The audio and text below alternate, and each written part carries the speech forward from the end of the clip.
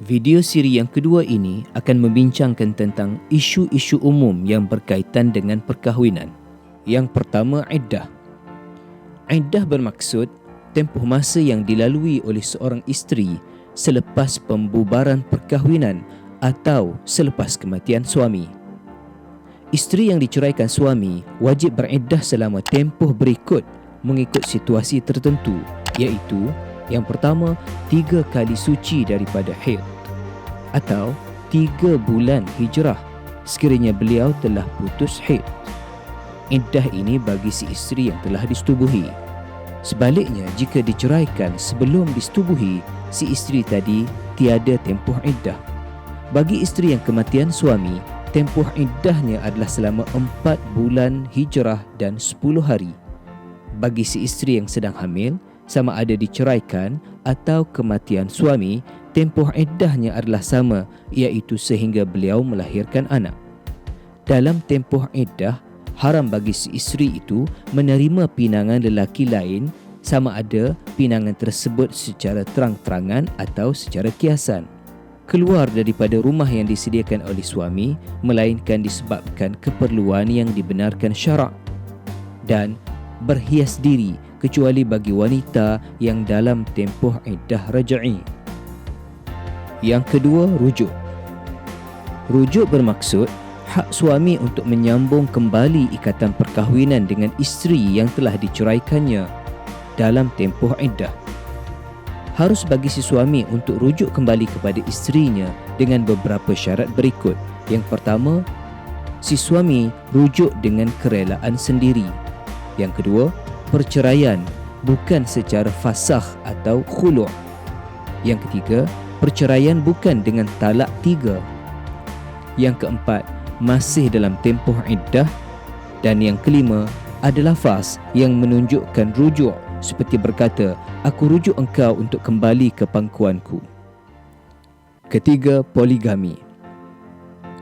Ia bermaksud amalan beristeri lebih daripada seorang dalam satu masa. Hukum berpoligami adalah harus dengan syarat-syarat berikut. Yang pertama, tidak melebihi 4 orang isteri dalam satu masa.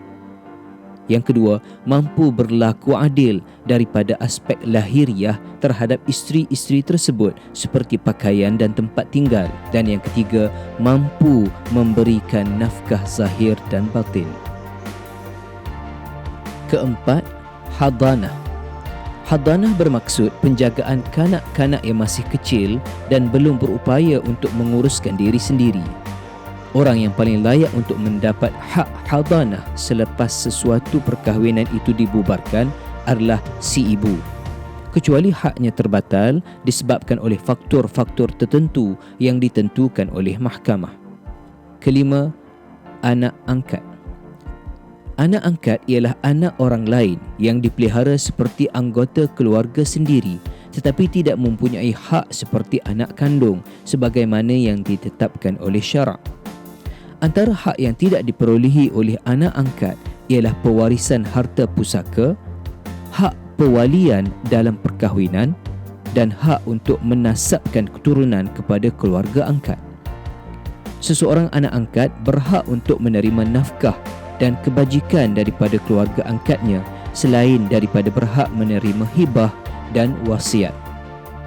Harus bagi sesuatu keluarga untuk mengambil anak angkat. Keenam, nusyuz. Nusyuz bermaksud keengganan isteri mentaati perintah atau permintaan suami yang sah. Hukum nusyuz adalah haram dan wajib kepada si isteri tadi bertaubat dan memohon maaf atas perbuatannya. Contoh perbuatan nusyuz ialah isteri enggan untuk menunaikan permintaan suami supaya tidak keluar rumah, enggan melayan suami tanpa sebab yang munasabah dan sebagainya.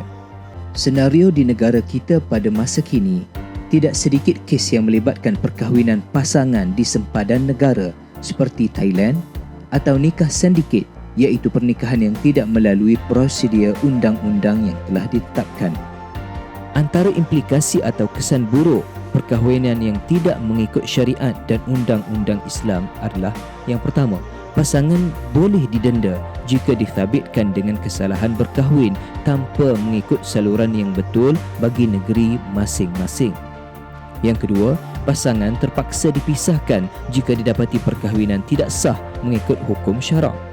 Yang ketiga, isteri tidak mempunyai dokumen yang sah untuk membuat sebarang tuntutan seperti hadanah dan harta pusaka jika berlaku kematian suami.